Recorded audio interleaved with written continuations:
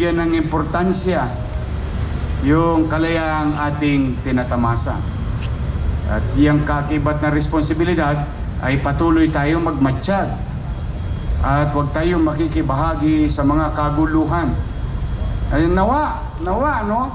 Itong nangyayari sa ating bansa, yung ating mga leader sa national government, sana minsan isang umaga mag-almusal sila pare-pareho at tumupo sa isang hapagkainan na nag-uusap kung saan sila pwede magkitang interseksyon. Hindi pwedeng dalawang kalyeng magkatapat at parehong umaandar. Walang tutunguhan ang ating bansa. One way or another, we may agree and disagree to one another. We may believe to one another. But there must be a common ground. And in this case, the common ground is the Filipino people. Why? Because we, Manileños, tayo mga taga-Maynila ay umaasa rin sa mga gagawin nila sa national government. And I hope by this time, and we pray, help me pray to give them wisdom to set aside their, alam mo, siyempre minsan, alam mo yung magjowa, yung magkarelasyon, kahit mag-asawa, hindi naman perpekto ang pagsasama. May pagtatalo at pagkukulang sa isa't isa, ngunit at the end of the day, may commonality. And I hope by this time, sana makita nila na mas mahalaga ang obligasyon nila sa taong bayan kaysa sa obligasyon nila sa partido nila.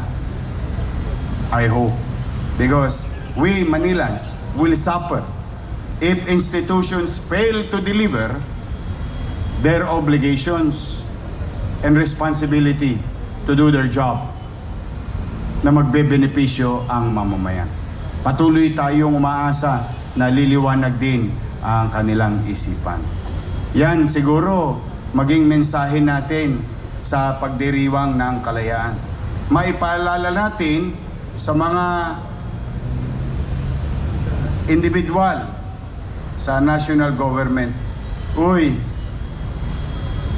hindi kami nag-i-enjoy ng kalayaan dahil sa inyo.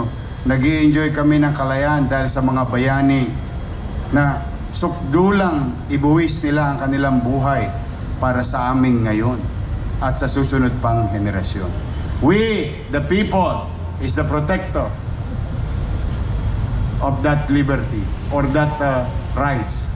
The right to live in peace, in harmony, and progress. Kaya pagdating ng araw, sana rin matuto tayo sa buhay sa mga bagay o individual na inilalagay natin sa pamahalaan. Ito'y mga magagandang pagsubok sa buhay natin na nagaganap sapagkat magtuturo ito ng isang mabuting karanasan sa kalaunan na tayo'y maninimbang kung sino ba talaga ang mga dapat na ilalagay sa pamahalaan. I hope by this time, unti-unti tayo nagigising, no?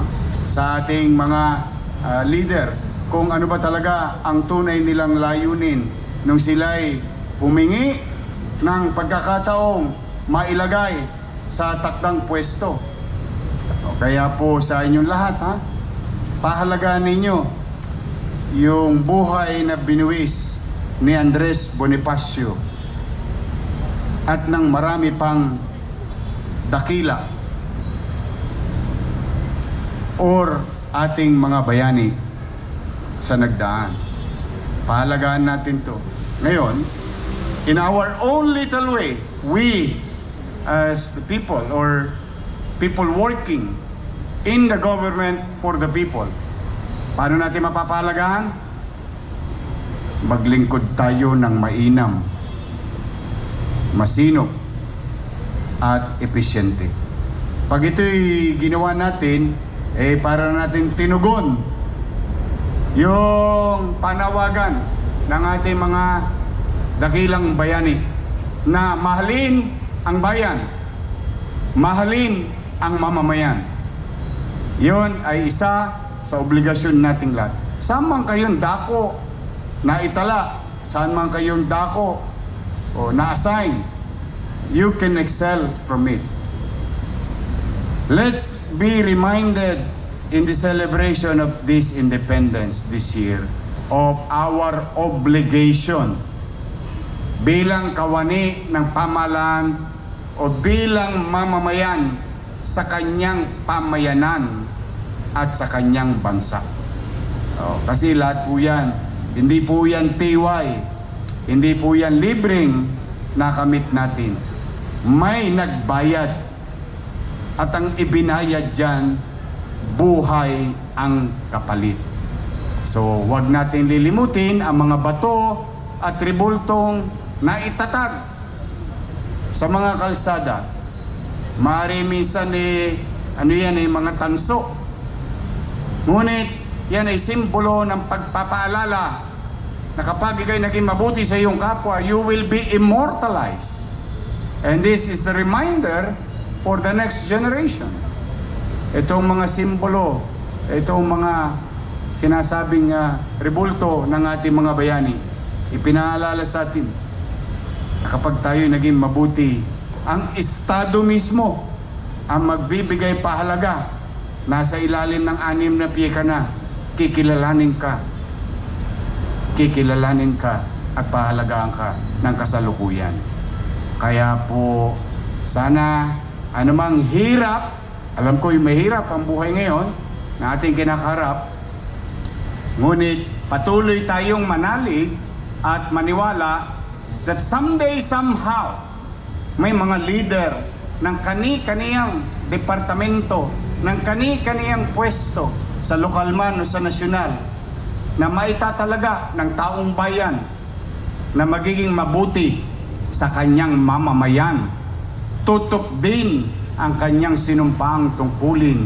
Magiging magaling at mabuting gampanan ang kanyang responsibilidad sa kanyang mamamayan, pamayanan at bansa. Yan, tingin ko, ang maging magandang diwa ng paggunita ng Araw ng Kalayaan ngayong 2026. Now, tayo naman, dito sa Maynila, huwag kayong mag-aalala. Steady lang tayo sa Gedli. Chill-chill lang tayo. Manonood lang tayo ng karera nila. Nandun lang tayo. Pero habang ginagawa natin yon, habang tayo ay hindi nakikisali sa mga ano tawag ng mga magulang natin doon? Kiyaw-kiyaw o alitan, salitan ng iba't ibang partido o grupo, ay tayo ubusin natin ang lakas ng ating pangangatawan. Mga mahikang pag-iisip or thinking beyond. At tutup din natin ang ating tungkuling maluwag sa ating puso na paglingkuran ang mamamayang 2 milyon na Manileño sa lungsod ng Maynila at pati ang mga dumadako dito. Yan ang hamon ko sa inyo. Yan ang dapat nating gawin. At yan ang ating gagawin. Hindi tayo makikisali. Chill-chill lang tayo. Sabi mo nga, 2 joints. Ba't parang naiba? Parang, huwag mo isagad. 2 joints lang. Steady lang tayo sa Gedli. Paano yun? Gano'n? Pareho lang. Kala ko, iba rin eh. Paano yung gilid? Yung Gedli. Yun, baliktad. I love you, Jess. Kapag pagaan ka ng umaga. So muli ngayong linggong ito, ang dalangin ko sa inyo, ay kayo'y maging malusog at laging ligtas. Laging ligtas. Habang tayo tumutupad sa ating tungkulin, iingatan nyo din ang inyong sarili. Tatandaan ninyo at may naghihintay sa inyo mamayang 6:00 ng gabi. Pag-uwi, ang inyong mga mahal sa buhay. Kaya Kung wala naman kayong jowa, available pa si Jess. Pwede niya kayong hintayin hanggang alas 7 ng gabi. But before I end, I would like to showcase the beauty of Manila, the beauty and brain of Manila. And because on not only that we're going to celebrate Independence Day in June, but we're going to celebrate also ang Araw ng Maynila. At isa sa mga aktibidades na binigyan din pansin ng ating Direktor Crystal Bagaching ay muling maibalik ang Miss Manila. Gusto ko ipaalala sa inyo, magsiyasat kayo.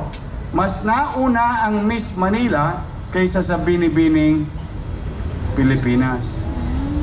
At isa sa mga naging unang ginang ng bansa ay Miss Manila. Kaya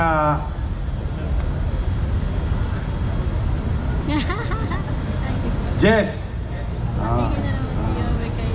Anyway,